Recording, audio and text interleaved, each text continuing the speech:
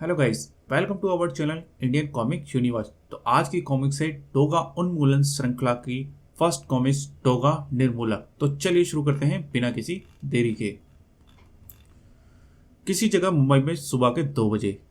जल्दी हाथ चलाओ कमीनो, माल की डिलीवरी समय पर नहीं की तो कस्टमर जान खा जाएगा, और कस्टमर को नाराज करना बिजनेस के लिए अच्छी बात नहीं होती।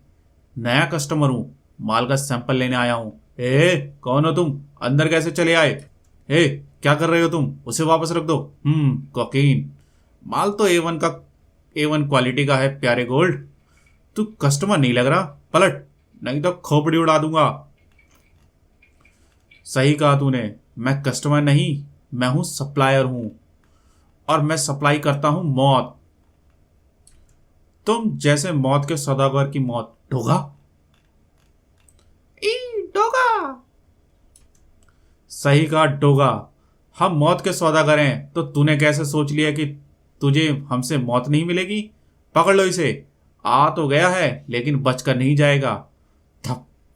डोगा बचकर नहीं जाता, धपाक पटाक मार कर जाता है। बेशक तुम मौत के सौदागर हो, लेकिन डोगा की जान का सौदा करने की क्वालिफिकेशन तुम में से किसी में नहीं है। धड़ाक। और इस क्वालिफिकेशन का सर्टिफाई करने वाला शख्स दुनिया में सिर्फ एक ही है, डोगा। व्योम। खुद डोगा। तुम में से जो भी मौत से पहले अपनी चिता नहीं देखना चाहता, यहां से भाग ले। अपनी तबाही का सामान खुद ही अपने घर में फैला कर रखा है शैतानों ने।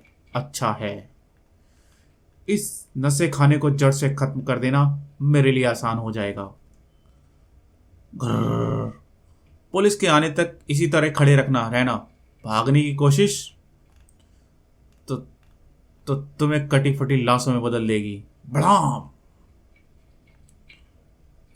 कुछ घंटे के बाद मुंबई में। टोगा टोगा टोगा, आखिर कब तक होगा इस तरह हमारा नुकसान करता रहेगा और हम चुपचाप नुकसान उठाते रहेंगे? टोगा ने हमारे एक और माल गोदाम को राख के ढेर में बदल दिया।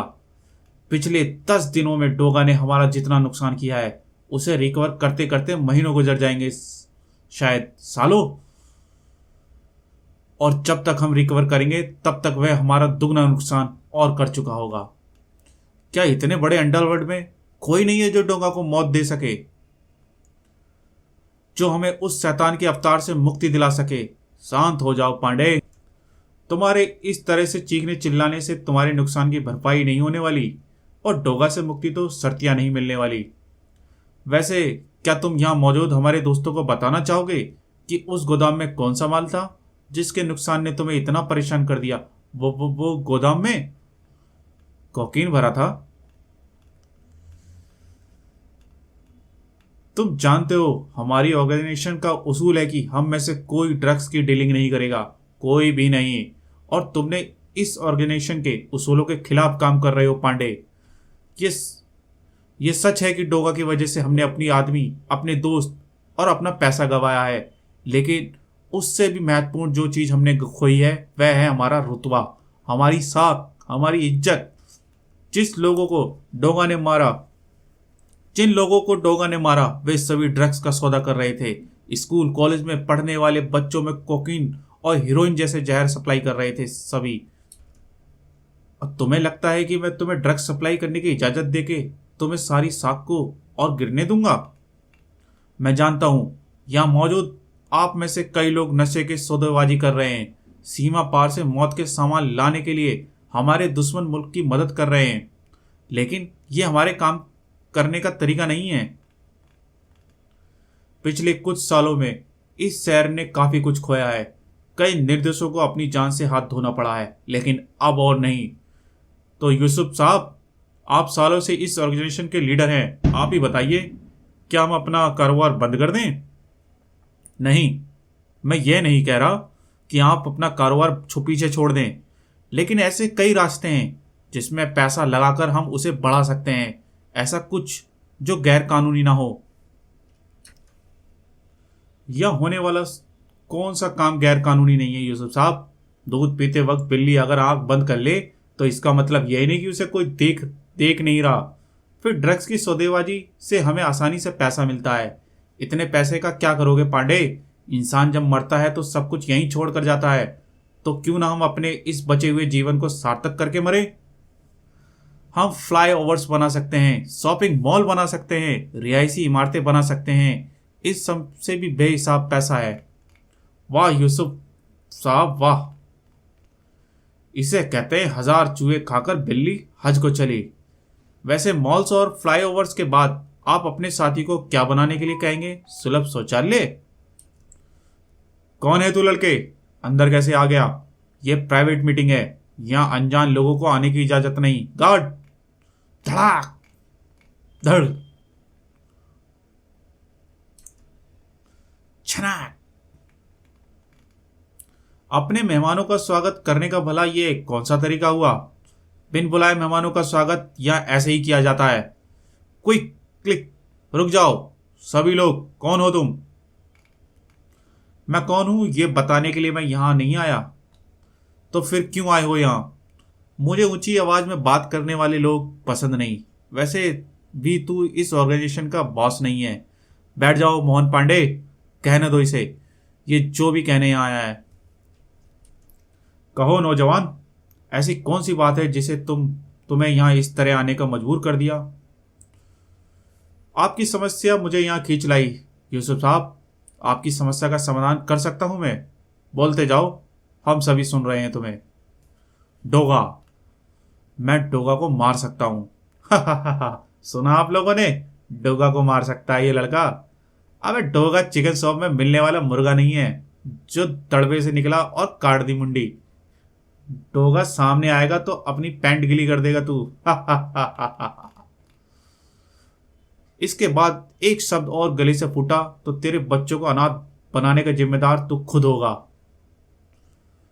खुद को मर्द कहने वाले दुनिया में बहुत हैं, लेकिन असली मर्द वे होते हैं जिन्हें किसी का खौफ नहीं, जैसे डोगा। डर क्या होता है शायद डोगा को पता ही नहीं। मौत, डोगा की मौत का सपना देखने वालों की मौत डोगा से पहले उसके नाम के डर से ही हो जाती है। लेकिन मैं डोगा से नहीं डरता, और यही कारण है कि मैं डोगा को मारने की क्षमता रखता हूं। दाद देता हूं तुम्हारे जज्बे की नौजवान, लेकिन डोगा को मारने का दावा करने वाले तुम जैसे ना जाने कितने आए और ना जाने कितने ही और आए होंगे। लेकिन जब डोगा सामने होता है तो सारे दाव धरे के धरे रह जाते हैं। तुम अपने साथ हमारा समय भी बर्बाद कर रहे हो। मतलब आप मेरा प्रस्ताव ठुकरा रहे हैं? बेशक, किसी नासमझ की बातों में आकर मैं अपने दोस्तों को मरते हुए नहीं देख सकता। अब तुम यहां से जा सकते हो। ठीक है यूसुफ साहब, अभी तो मैं जा रहा हूं, लेकिन जल्दी आप खुद चलकर मेरे पास आएंगे। पर पता नहीं तब मैं यह काम करने के मूड में रहूं या ना रहूं। वैसे आप लोग यहाँ इस तरह हाथ पर हाथ धरे मत बैठिए। बाहर आपके कुछ साथियों को इलाज की सख्त जरूरत है। देखिए उनमें से तो कोई जिंदा बचा भी है या नहीं। और हाँ, मेरा नाम याद रखना, निर्मूलक। धा छनाक।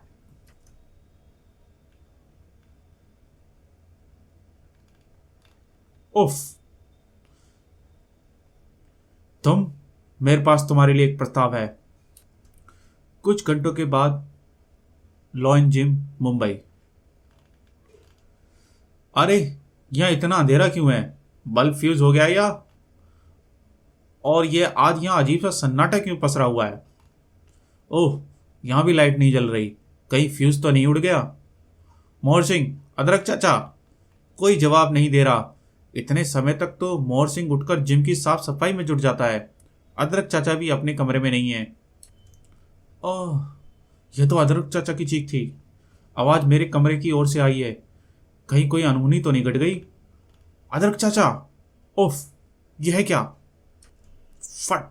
हैप्पी बर्थडे टू यू सूरज। जन्मदिन मुबारक हो मेरे बच्चे। आप लोगों ने तो मुझे डरा ही दिया था। लेकिन यह सब क्या है अदरक चाचा? ये केक, ये बर्थडे सेलिब्रेशन क्यों? तेरे इस क्या और क्यों का जवाब तुझे मोनिका देगी। ये सारा आइडिया इसी का है। ये कैसा बेहुदा मजाक है मोनिका? मेरा जन्मदिन किस तारीख को आता है यह मैं खुद भी नहीं जानता। तो फिर मैं जानती थी ये सब देखकर तुम्हारा रिएक्शन ऐसा ही होगा मिस्टर खड़ूस। हम सभी का बर्थडे सेलिब्रेट करते हैं, अदरक चाचा का, तीनों चाचाओं का, भैया का, मेरा, मोहर सिंह का भी। लेकिन इस परिवार में सिर्फ एक ही ऐसे शख्स का है जिसका जन्मदिन हमने कभी सेलिब्रेट नहीं किया। बस एक बार तुम्हें एम के जरिए विश किया था, लेकिन सेलिब्रेट तब भी नहीं कर पाए। उन दिनों बातों बातों में ही अदरक चाचा ने तुम्हारे जिम में पहले दिन के बारे में बताया, तभी मैंने आज तुम्हारा जन्मदिन बनाने का फैसला कर लिया। अब से हम तुम्हारे 2 जन्मदिन मनाएंगे, एक उस तारीख को जब तुम मुझे सूरज के रूप में मिले, और एक उस तारीख को जब तुम पहली बार जिम में आए थे। आज से हर साल तुम मेरे चेहरे पर एक ऐसा तमाचा मारोगी जिसका घाव हर साल और भी गहरा होता जाएगा, है ना मोनिका? सूरज, यह तुम सच ही तो कह रहा हूं मैं। बचपन से लेकर आज तक ये सवाल मेरे दुस्वप्न बने हुए हैं मोनिका, कि आखिर मैं हूं कौन? कौन है मेरे माँ बाप जो मुझे कूड़े के ढेर पर मरता छोड़ गए? क्या एक बार भी उन्हें ख्याल आया होगा मेरा? क्या वे मुझे उठाने के उद्देश्य से कभी वापस उस ढेर पर आए होंगे? तब से लेकर आज तक यही सवाल मेरे दिलो दिमाग पर छाया हुआ है कि क्या कसूर था मेरा, क्यों फेंका कूड़े पर? नहीं जानता किस मनुष्य दिन मैंने जन्म लिया था। हाँ, क्यों फेंका कूड़े पर? और तुम चाहती हो कि आज के दिन अपना जन्मदिन मनाकर मैं उस मनुष्य दिन को और उस घड़ी को याद करता रहूं कि आज के दिन ही मुझे मरने के लिए कूड़े पर फेंक दिया था। सूरज, मैं सुबह। मोनिका रुको, ये कौन सा तरीका हुआ सूरज? वह बेचारी कितने उत्साह से तेरे जन्मदिन की तैयारी में लगी हुई थी, इतनी खुशी थी वह जैसे उसे सारी जहां की खुशियां मिल गई हो। इतने उत्साह और खुशी से तो वह अपना जन्मदिन भी नहीं मनाती होगी।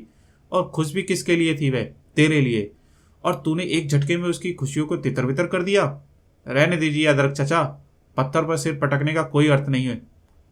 लेकिन चाचा, माना कि जन्म या जन्मदिन सबसे तेरे कुछ बुरी यादें जुड़ी हैं, लेकिन उसने ये सब तुझे दुख पहुंचाने के लिए नहीं किया। वह चाहती थी कि तू जिस खुशी से तू आज तक महरूम है उसे वह किसी तरह तुझे दे सके। आज ही के दिन तू इस जिम में आया और आज ही के दिन से तेरे जीवन की कई शुरुआत हुई, और यह जन्मदिन तेरी नई शुरुआत के लिए मनाने की सोच रही थी वह नादान। लेकिन गलत सोचती थी वह मासूम कि तू एक नई जिंदगी की शुरुआत कर चुका है। गलत सोचती थी कि तू अपनों के बीच में है। तेरी बातों में साबित कर दिया कि तू आज भी वही सूरज है जो इस जिम में आने से पहले था, अकेला और अनाथ। चाचा,